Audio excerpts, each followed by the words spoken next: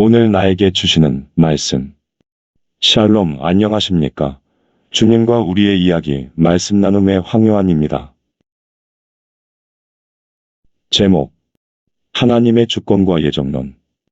여호와께서 그에게 이르시되 두 국민이 내 태중에 있구나. 두 민족이 내 복중에서부터 나누이리라. 이 족속이 저 족속보다 강하겠고 큰 자는 어린 자를 섬기리라 하셨더라. 창세기 25장 23절.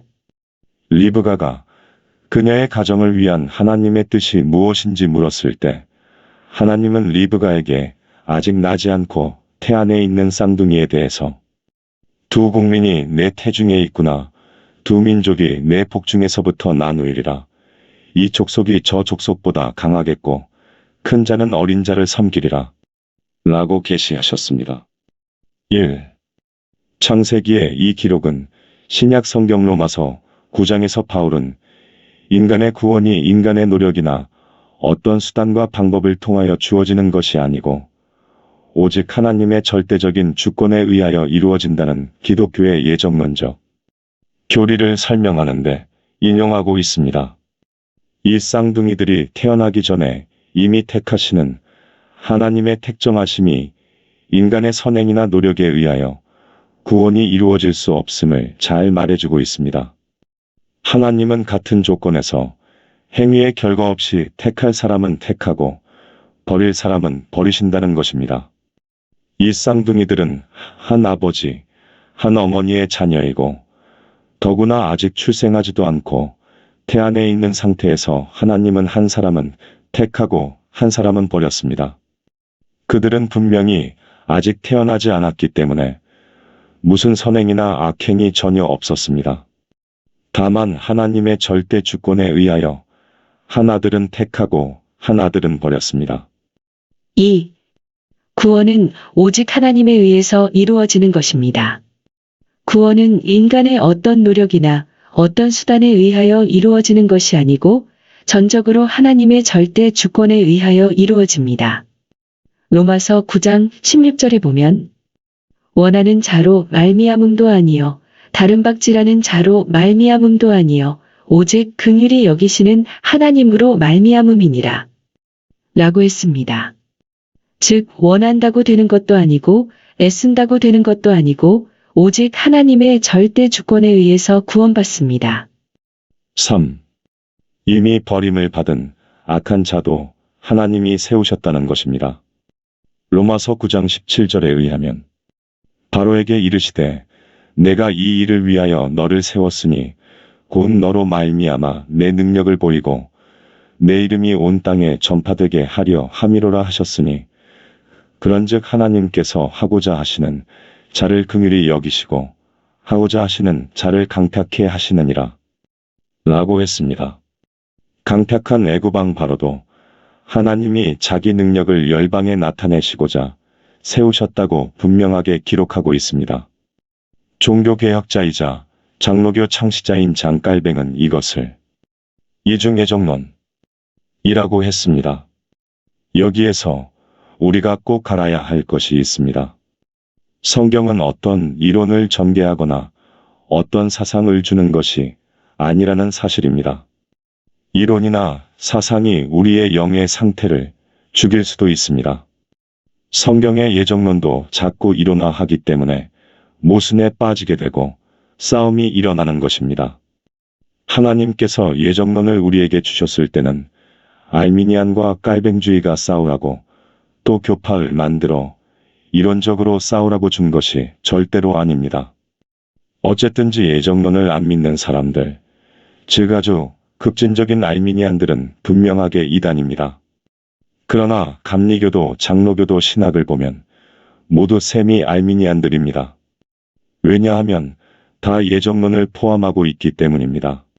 물론 근본적으로 예정론을 믿지 않고 인간의 책임만을 강조하는 인본주의 신학은 하나님을 모른다고 말할 수가 있습니다.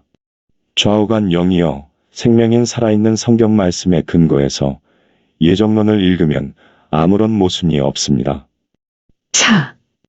죄성을 가진 인간들은 교만하여 무에서 유를 창조하신 하나님의 절대 주권을 인정하지 않으려고 합니다. 하나님의 예정론은 인간의 교만과 자기 중심적 완악함을 깨뜨리기 위한 하나님의 지혜입니다. 다시 말하면 예정론은 이 사람의 심령이 부서진 사람인가? 아닌가? 이 사람의 심령이 전적 하나님께 위임된 상태인가? 아닌가? 하나님의 일에 적극적인 사람인가? 아니면 소극적인 사람인가? 하나님의 어떤 일을 볼 때 어떤 입장으로 보는가?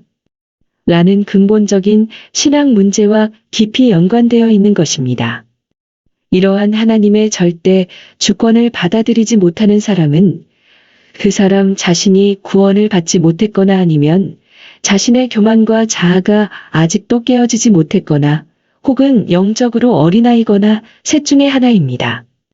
그리스도의 장성한 분량까지 자란 그리스도인은 하나님의 예정의 선택을 감사함으로 받아들입니다.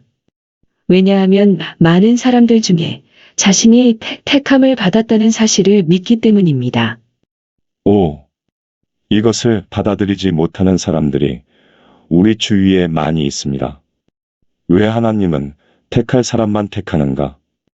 왜 누구는 특별히 봐주는가? 왜 이렇게 사람을 초장부터 나누는가? 그러면 전도할 필요가 있는가? 등등 관심과 질문이 대단히 많습니다. 그래서 로마서 9장 12절부터 14절에서 리브가에게 이르시되 큰 자가 어린 자를 섬기리라 하셨나니 기록된 바 내가 야곱은 사랑하고 에서는 미워하였다 하심과 같으니라. 그런즉 우리가 무슨 말 하리요? 하나님께 불의가 있느뇨? 그럴 수 없느니라 라고 말씀하고 있습니다. 하나님의 하시는 일을 공평하지 못하다고 생각하는 사람들이 있다는 것입니다. 그러나 하나님이 하시는 일은 무조건 공평하십니다. 하나님이 따로 있고 공평이 따로 있는 것이 아닙니다. 왜냐하면 하나님이 공평 그 자체이시기 때문입니다. 하나님의 예정 교리를 마음에 아무런 갈등 없이 그대로 받는 사람은 하나님의 절대 주권 앞에 자신의 모든 교만이 부셔졌다는 뜻입니다. 하나님의 절대 주권, 하나님의 공의를 우리 자신이 완전히 평강으로 받아들일 수 있는가에 대한 문제는 우리 신앙에 있어서 최고 단계입니다. 원래 이 세상에 존재하는 모든 사람은 죄인이라 다 죽어야 할 사람인데 이 중에 누구 하나라도 하나님이 구원해 주셨다면 그것은 하나님의 절대적인 은혜인 것입니다. 그 하나님의 절대 주권이나 은혜에 대해서 우리는 아무런 말도 할 수 없습니다.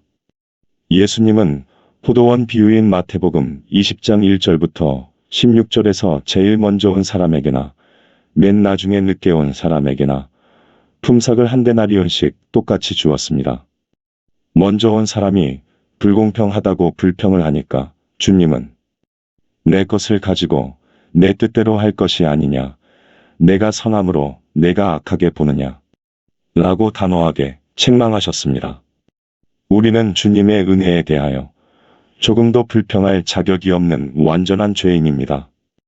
우리의 구원은 공로에 의한 것이 아니라 오직 주님의 은혜임을 말합니다. 왜 주님의 절대적인 은혜를 다른 사람과 비교하며 이치를 따집니까? 우리의 신앙의 표준을 다른 사람과 비교하며 하나님의 절대 주권에 대해서 불평하는 공로주의자들은 하나님의 선을 악으로 생각하는 사람들이란 말입니다. 오후 6시만 되면 포도원 일이 끝나는데 우리는 모두 주님의 은혜로 오후 5시에 포도원에 들어간 일꾼들임을 깨닫고 감사할 것밖에 없는 존재들입니다. 6. 로마서 9장 18절에서 19절에서도 그런즉 하나님께서 하고자 하시는 자를 긍휼히 여기시고 하고자 하시는 자를 강팍히 하시느니라. 혹 내가 내게 말하기를 그러면 하나님이 어찌하여 허물하시느뇨? 누가 그 뜻을 대적하느뇨? 라고 했습니다. 즉 악한 자를 하나님이 세우셨다면 왜 그를 형벌하십니까? 라고 불만을 가지고 질문을 한다는 것입니다. 그런 사람들에게 하나님은 로마서 9장 20절에서 이 사람아 내가 위기에 감히 하나님을 힐문하느뇨. 지음을 받은 물건이 지은 자에게 어찌 나를 이같이 만들었느냐 말하겠느뇨. 토기장이가 진흙 한 덩이로 하나는 귀 쓸 그릇을 하나는 천이 쓸 그릇을 만드는 권위 없느냐 라고 말씀하셨습니다. 또 어떤 사람들은 하나님이 미리 다 택하였는데 내가 선하게 살아가면 무엇하며 악하게 살아간다고 무엇하겠는가? 라고 주장합니다. 이러한 주장은 자신의 죄를 정당화할 핑계를 가지는 것이며 계속 죄의 생활을 하겠다는 의지를 표현하는 것입니다. 오늘도 하나님의 긍휼이 당신과 함께 하기를 기도합니다. 아멘.